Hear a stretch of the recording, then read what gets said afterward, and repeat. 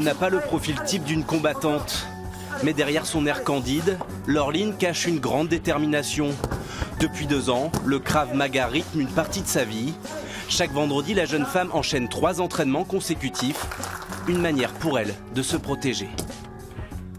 2 personnes qui se sont arrêtées en voiture à côté de moi alors que je rentrais chez moi, il était tard.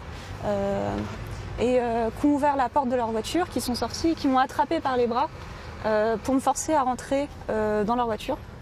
Donc ils voulaient me kidnapper. Ce genre de petites anecdotes, j'en ai eu quelques-unes. Et au bout d'un moment, je me suis dit qu'il fallait que je sache me défendre moi-même, qu'il n'y aurait pas forcément quelqu'un pour venir m'aider si un jour je me faisais agresser de nouveau. Comme Laureline, ils sont de plus en plus nombreux à pratiquer la discipline d'Imi Lichtenfeld. Dans les années 30, ce lutteur, boxeur et gymnaste tchécoslovaque de confession judaïque fonde cette méthode d'autodéfense pour faire face à la montée des agressions antisémites.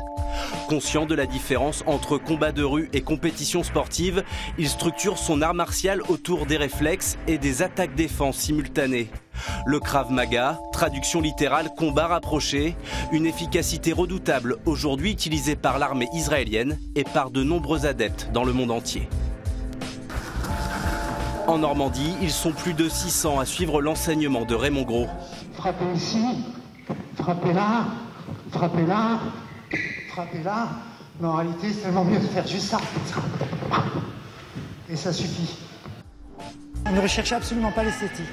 On recherche le pragmatique, l'efficace, et très souvent on va être sur des coups de pied, coups de genoux dans les parties, doigts dans les yeux ou à la gorge, et on ne va pas faire un beau coup de pied retourné, circulaire, parce que dans la rue, pour pouvoir vraiment s'en servir, il faut être extrêmement fort. Être rapidement opérationnel, faire de tous ces gestes des réflexes pavloviens pour se défaire d'une peur si chère aux agresseurs. On a encore une fois ce côté un petit peu animal en nous, où on sécrète des hormones, et quand il y a la peur, il y a une certaine odeur.